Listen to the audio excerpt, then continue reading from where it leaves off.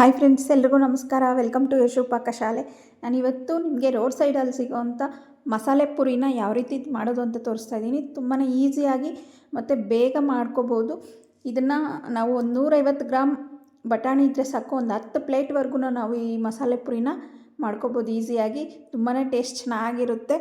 ಮತ್ತು ಯಾರೆಲ್ಲ ಈ ವಿಡಿಯೋ ನೋಡ್ತಾ ಇದ್ದೀರಾ, ಹಾಗೆ ವಿಡಿಯೋಗೊಂದು ತಪ್ಪದೆ ಒಂದು ಲೈಕ್ ಮಾಡಿ ನಿಮ್ಮ ಫ್ಯಾಮಿಲಿ ಫ್ರೆಂಡ್ಸ್ ಜೊತೆಗೆ ಶೇರ್ ಮಾಡ್ಕೊಳ್ಳಿ. ಹಾಗೆ ತಪ್ಪದೆ ನಮ್ಮ ಚಾನಲ್ನ ಸಬ್ಸ್ಕ್ರೈಬ್ ಮಾಡ್ಕೊಳ್ಳಿ ಫ್ರೆಂಡ್. ಇವಾಗ ಈ ಮಸಾಲೆ ಪುರಿ ರೆಸಿಪಿನ ಯಾವ ರೀತಿ ಮಾಡೋದು ಅಂತ ನೋಡೋಣ ಬನ್ನಿ. ಮೊದಲಿಗೆ ಇಲ್ಲಿ ನಾನೊಂದು 150 ಗ್ರಾಮ್ ಆಗೋಷ್ಟು ಬಟಾಣಿನ ನಾನಿಲ್ಲಿ ಓವರ್ ನೈಟ್ ಸೋಕ್ ಮಾಡಿ ಇಟ್ಕೊಂಡಿದ್ದೀನಿ. ನಿಮಗೆ ಓವರ್ ನೈಟ್ ಸೋಕ್ ಮಾಡೋಕ್ಕಾಗಲಿಲ್ಲ ಅಂದರೆ ನೀವು ಕುದಿಯೋ ನೀರಲ್ಲಿ ಒಂದು 2 ಅವರ್ ಬಟಾಣಿನ ನೆನೆಸಿಟ್ರೆ ಸಾಕು. ಅದಕ್ಕೆ ಅದ್ರ ಜೊತೆಗೆ ನಾವು ಹಾಕ್ಕೊಂಡು 2 ಅವರ್ ನೆನೆಸಿಟ್ಟಾದಮೇಲೆ ಬೇಯಿಸ್ಕೊಂಡ್ರೂ ಸರಿ ಹೋಗುತ್ತೆ. ಈಗ ಇಲ್ಲಿ ನಾನು ಇದ್ರ ಜೊತೆಗೆ ಒಂದು ಆಲೂಗಡ್ಡೆನ ಸಿಪ್ಪೆ ತೆಗೆದು ಸೇರಿಸ್ಕೊತಾ ಇದ್ದೀನಿ. ಬೇಕು ಅಂದರೆ ಇನ್ನೂ 1-2 ಸೇರಿಸ್ಕೋಬೋದು. ನಾನು ಇಲ್ಲಿ ಒಂದು ಆಲೂಗಡ್ಡೆ ಮಾತ್ರ ತೊಗೊಂಡಿದ್ದೀನಿ, ಯಾಕಂದರೆ ಇದು ಮಸಾಲೆಗೆ ತಿಕ್ನೆಸ್ ಚೆನ್ನಾಗಿ ಬರುತ್ತೆ ಆಲೂಗಡ್ಡೆ ಹಾಕೋದ್ರಿಂದ. ಮತ್ತು ಇದಕ್ಕೆ ನಾನು ಎಷ್ಟು ಬೇಕೋ ಅಷ್ಟು ನೀರು ಸೇರಿಸಿ ಇದನ್ನು ಒಂದು 3-4 ವಿಷಲ್ ಕೂಗಿಸ್ಕೋಬೇಕು. ಸ್ವಲ್ಪ ಉಪ್ಪು ಸೇರಿಸ್ಕೋಬೇಕು ಬೇಯಿಸುವಾಗ. ಮತ್ತು ಈಗ ಮಸಾಲೆಗೆ ಏನು ಬೇಕೋ ಅದು ರೆಡಿ ಮಾಡ್ಕೊಳ್ಳೋಣ. ರುಬ್ಬೋದಕ್ಕೆ ಒಂದು ಬಾಣಲೆಯಲ್ಲಿ 1 ಟೇಬಲ್ ಸ್ಪೂನ್ ಎಣ್ಣೆ ಹಾಕಿ ಅದಕ್ಕೊಂದು ಸ್ವಲ್ಪ ಚಕ್ಕೆ, ಲವಂಗ, ಸ್ವಲ್ಪ ಜೀರಿಗೆ ಮತ್ತು ಒಂದು 4-5 ಕರಿಮೆಣಸು ಹಾಕ್ಕೊಂಡಿದ್ದೀನಿ. ಮತ್ತು ಒಂದು ಈರುಳ್ಳಿ, ಒಂದು 5-6 ಹಸಿಮೆಣ್ಸಿನ್ಕಾಯಿನ ಕಟ್ ಮಾಡಿ ಹಾಕ್ಕೊಂಡಿದ್ದೀನಿ. ಖಾರಕ್ಕೆ ಎಷ್ಟು ಬೇಕೋ ನೋಡ್ಕೊಂಡು ಹಾಕ್ಕೊಳ್ಳಿ. ಇದನ್ನು ಸ್ವಲ್ಪ ಫ್ರೈ ಮಾಡಿಕೊಂಡು ಇದಕ್ಕೆ ಒಂದು ಅರ್ಧ ಇಂಚಷ್ಟು ಶುಂಠಿ, ಒಂದು 6-7 ಬೆಳ್ಳುಳ್ಳಿ ಹೆಸರನ್ನ ಹಾಕ್ಕೊಂಡು ಚೆನ್ನಾಗಿ ಫ್ರೈ ಮಾಡ್ಕೋಬೇಕು. ಈರುಳ್ಳಿಗೆ ಸ್ವಲ್ಪ ಕಲರ್ ಚೇಂಜ್ ಆದಮೇಲೆ ಇದಕ್ಕೆ ಒಂದು ದೊಡ್ಡ ಟೊಮೆಟೊನ ಸಣ್ಣದಾಗಿ ಹೆಚ್ಚು ಹಾಕ್ಕೊಂಡಿದ್ದೀನಿ. ನಾವು ಇದನ್ನು ಟೊಮೆಟೊ ಸ್ವಲ್ಪ ಮೆತ್ತಗಾಗೋವರೆಗೂ ಇದನ್ನು ಫ್ರೈ ಮಾಡ್ಕೋಬೇಕು. ಆಮೇಲೆ ಇದಕ್ಕೆ ಒಂದು ಅರ್ಧ ಇಡಿ ಪುದೀನ, ಜಾಸ್ತಿ ಇಲ್ಲ, ಒಂದು ಅರ್ಧ ಇಡಿ ಪುದೀನ ಮಾತ್ರ ನಾನು ತೊಗೊಂಡಿರೋಷ್ಟಕ್ಕೆ 1 ಇಡಿ ಆಗೋಷ್ಟು ಕೊತ್ತಂಬರಿ. ಕೊತ್ತಂಬರಿ ನಾವು ಎಷ್ಟು ತೊಗೊತೀವೋ ಅಲ್ಲಿ ಅರ್ಧ ಪುದೀನ ತೊಗೊಂಡ್ರೆ ಸಾಕಾಗುತ್ತೆ. ಹಾಕ್ಕೊಂಡು ಇದನ್ನು ಒಂದು ನಿಮಿಷ, ಜಾಸ್ತಿ ಬೇಡ, 1 ನಿಮಿಷ ಫ್ರೈ ಮಾಡಿ ನಾವು ಇದನ್ನು ಆಫ್ ಮಾಡಿಕೊಂಡು ಇದನ್ನು ಮಿಕ್ಸಿಗೆ ಹಾಕಿ ರುಬ್ಕೋಬೇಕು. ಇದನ್ನು ಸ್ವಲ್ಪ ತಣ್ಣಗಾಗಕ್ಕೆ ಬಿಡೋಣ. ಇವಾಗ ನೋಡಿ ಬಟಾಣಿನೂ ಬೆಂದಿದೆ. ಚೆನ್ನಾಗಿ ಈ ಥರ ಸ್ಮ್ಯಾಶ್ ಆಗಬೇಕು ಬಟಾಣಿ. ನಾವು ಪ್ರೆಸ್ ಮಾಡಿದಾಗ ಅದು ಚೆನ್ನಾಗಿ ಸ್ಮ್ಯಾಶ್ ಆದರೆ ಸಾಕು. ಇವಾಗ ಇದನ್ನು ಒಂದು ಸ್ಮ್ಯಾಶರಲ್ಲಿ ಸುಮಾರಾಗಿ ಇದನ್ನು ನಾವು ಸ್ಮ್ಯಾಶ್ ಮಾಡ್ಕೋಬೇಕು. ಜಾಸ್ತಿ ಓವರಾಗೂ ಬೇಡ, ಸ್ವಲ್ಪ ಸ್ಮ್ಯಾಶ್ ಮಾಡಿಕೊಂಡ್ರು ಸಾಕಾಗುತ್ತೆ. ಮತ್ತು ಈಗ ಇದನ್ನು ಮಸಾಲೆನ ತಣ್ಣಗಾಗಿದೆ, ಇದನ್ನು ಮಿಕ್ಸಿ ಜಾರ್ಗೆ ಹಾಕ್ತಾಯಿದ್ದೀನಿ. ಜೊತೆಗೆ ನಾವು ಬೇಯಿಸ್ಕೊಂಡು ಇಟ್ಕೊಂಡಿದ್ದೀವಲ್ಲ ಬಟಾಣಿ, ಅದನ್ನು ಒಂದು ಸೌಟಾಗೋಷ್ಟು ಬಟಾಣಿನೂ ಇದಕ್ಕೆ ಸೇರಿಸ್ಕೊಂಡು ಸ್ವಲ್ಪ ನೀರು ಸೇರಿಸ್ಕೊಂಡು ಇದನ್ನು ನುಣ್ಣಗೆ ಪೇಸ್ಟ್ ಮಾಡ್ಕೋಬೇಕು.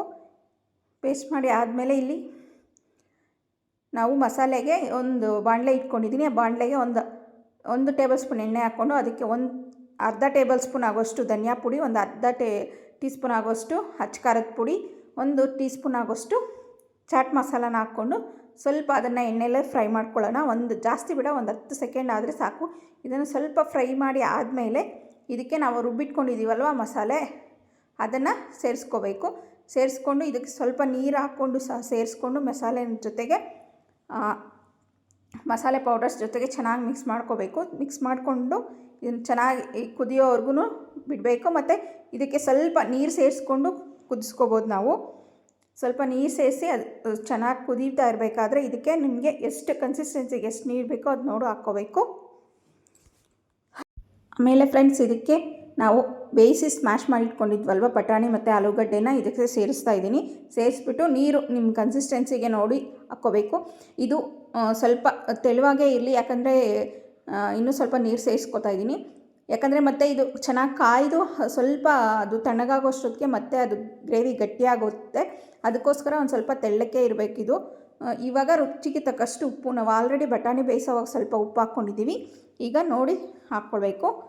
ಇದು ಚೆನ್ನಾಗಿ ಕುದೀತಾ ಇರಲಿ. ಈಗ ಪೂರಿ ರೆಡಿ ಮಾಡ್ಕೊಳ್ಳೋಣ. ಮಸಾಲೆಗೆ ಪೂರಿನ ನೋಡಿ, ನಾನು ಇನ್ಸ್ಟೆಂಟ್ ಪೂರೀಸ್ ತೊಗೊಂಡಿದ್ದೀನಿ. ಇದು ಎಲ್ಲ ಅಂಗಡಿಗಳಲ್ಲೂ ಮತ್ತು ಮಾರ್ಟ್ಗಳಲ್ಲೆಲ್ಲ ಸಿಗುತ್ತೆ. ಇದು ಪ್ಯಾಕೆಟ್ ಬರುತ್ತೆ. ಇದನ್ನು ನಾವು ತೊಗೊಂಬಂದರೆ ಒಂದು 6 ತಿಂಗಳಾಗೋವರೆಗೂ ನಾವು ಯೂಸ್ ಮಾಡ್ಕೋಬೋದು. ಪಾನಿಪುರಿಗಾಗಲಿ ಮಸಾಲೆ ಪೂರಿಗಾಗಲಿ. ನೋಡಿ, ಇದನ್ನು ಈ ರೀತಿ ಎಣ್ಣೆ ಚೆನ್ನಾಗಿ ಕಾದ್ಮೇಲೆ ಈ ಪೂರಿಗಳನ್ನ ಅದರಲ್ಲಿ ಹಾಕಿ ಲೈಟಾಗಿದೆ ಒಂದು 2-3 ಸೆಕೆಂಡಲ್ಲೇ ಇದು ಫ್ರೈ ಆಗೋಗುತ್ತೆ. ಲೈಟಾಗಿ ಇದನ್ನು ತಿರುಗಿಸ್ತಿದ್ರೆ ನಮಗೆ ಮಸಾಲೆ ಪೂರಿಗಾಗಲಿ ಅಥವಾ ಪಾನಿಪುರಿಗಾಗಲಿ ಈ ಥರ ಪೂರಿಗಳು ರೆಡಿ ಆಗೋಗುತ್ತೆ. ಈ ರೀತಿ ನಿಮ್ಗೆ ಎಷ್ಟು ಬೇಕೋ ಅಷ್ಟು ಪೂರಿನ ರೆಡಿ ಮಾಡ್ಕೋಬೋದು. ಅದು ತುಂಬ ಕಡಿಮೆ ಬೆಲೆಯಲ್ಲೇ ಸಿಗುತ್ತೆ ನಮಗೆ ಮಾರ್ಟ್ಗಳಲ್ಲಿ. ಈಗ ಇದನ್ನು ಪೂರಿನೂ ರೆಡಿಯಾಗಿದೆ. ಈಗ ಮಸಾಲೆ ಸಹ ಚೆನ್ನಾಗಿ ಕುದೀತಾ ಇದೆ. ಈ ರೀತಿ ಚೆನ್ನಾಗಿ ಕುದಿಸ್ಕೋಬೇಕು. ನೋಡಿ, ಗ್ರೇವಿ ಈ ಕನ್ಸಿಸ್ಟೆನ್ಸಿಯಲ್ಲಿದ್ದರೆ ಸರಿ ಹೋಗುತ್ತೆ. ಇವಾಗ ಮಸಾಲೆ ಪೂರಿ ರೆಡಿ ಮಾಡೋಣ ನಾವು. ಒಂದು ಪ್ಲೇಟ್ಗೆ ನಮಗೆ ಎಷ್ಟು ಬೇಕೋ ಅಷ್ಟು ಪೂರಿಗಳನ್ನ ಈ ಥರ ಪುಡಿ ಮಾಡಿ ಹಾಕ್ಕೊಂಡು ಅದ್ರ ಮೇಲೆ ನಾವು ರೆಡಿ ಮಾಡಿ ಇಟ್ಕೊಂಡಿರೋಂಥ ಬಟಾಣಿ ಮಸಾಲೆನ ಹಾಕ್ಕೋಬೇಕು. ನೋಡಿಕೊಂಡು ಹಾಕ್ಕೊಳ್ಳಿ. ಹಾಕ್ಕೊಂಡಾದಮೇಲೆ ಇದಕ್ಕೆ ಒಂದು ಸ್ವಲ್ಪ ತುರಿದ ಕ್ಯಾರೆಟನ್ನು ಹಾಕ್ಕೋತಾ ಇದ್ದೀನಿ. ನಿಮಗೆ ಕ್ಯಾರೆಟ್ ಇಷ್ಟ ಇಲ್ಲ ಅಂದರೆ ಸ್ಕಿಪ್ ಮಾಡ್ಬೋದು. ಹಾಕ್ಕೊಂಡ್ರೆ ಮಾತ್ರ ತುಂಬ ಚೆನ್ನಾಗಿರುತ್ತೆ. ಕ್ಯಾರೆಟು, ಒಂದು ಸ್ವಲ್ಪ ಅದ್ರ ಮೇಲೆ ಈರುಳ್ಳಿ, ನಿಮಗೆ ಇನ್ನೂ ಈರುಳ್ಳಿ ಜಾಸ್ತಿ ಬೇಕು ಅಂದರೆ ಈರುಳ್ಳಿ ಜಾಸ್ತಿನೂ ಹಾಕ್ಕೋಬೋದು. ಲೈಟಾಗಿ ಕಡಿಮೆ ಬೇಕಂದರೆ ಕಡಿಮೆ ಹಾಕ್ಕೋಬೋದು. ಮತ್ತು ಒಂದು ಸ್ವಲ್ಪ ಟೊಮೆಟೊನೂ ಸಹ ಈ ರೀತಿ ಸಣ್ಣದಾಗಿ ಹೆಚ್ಚಿ ಹಾಕ್ಕೋತಾ ಇದ್ದೀನಿ. ಮತ್ತು ಇದಕ್ಕೆ ಸೇವ್ ಅಥವಾ ನಿಮ್ಗೆ ಇರಲಿಲ್ಲ ಅಂದರೆ ನಿಮ್ಗೆ ಯಾವ ರೀತಿ ಮಿಕ್ಚರ್ ಅಥವಾ ಖಾರ ಬುಂದಿ ಇದ್ದರೆ ಖಾರ ಬುಂದಿ ಸಹ ಹಾಕ್ಕೋಬೋದು, ಚೆನ್ನಾಗಿರುತ್ತೆ. ಈ ರೀತಿ ಮಿಕ್ಚರ್ ಹಾಕ್ಕೊಂಡು ನಮಗೆ ಸರ್ವ್ ಮಾಡಿದ್ರೆ ನಮಗೆ ಮಸಾಲೆ ಪುರಿ ರೆಡಿಯಾಗಿ ಹೋಗುತ್ತೆ. ನಿಮಗೆ ಈ ವಿಡಿಯೋ ಇಷ್ಟ ಆಗಿದರೆ ಒಂದು ಲೈಕ್ ಮಾಡಿ, ನಿಮ್ಮ ಫ್ಯಾಮಿಲಿ ಫ್ರೆಂಡ್ಸ್ ಜೊತೆಗೆ ಶೇರ್ ಮಾಡಿ. ಹಾಗೆ ನಮ್ಮ ಚಾನಲ್ನ ತಪ್ಪದೇ ಸಬ್ಸ್ಕ್ರೈಬ್ ಮಾಡಿ. Thank you for watching video friends.